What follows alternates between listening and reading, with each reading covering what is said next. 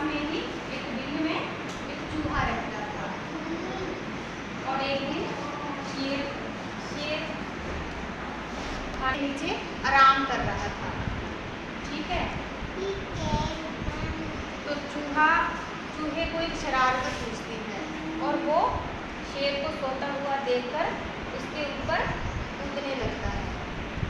तो फिर क्या होता है, शेर को ना बहुत गुस्सा आता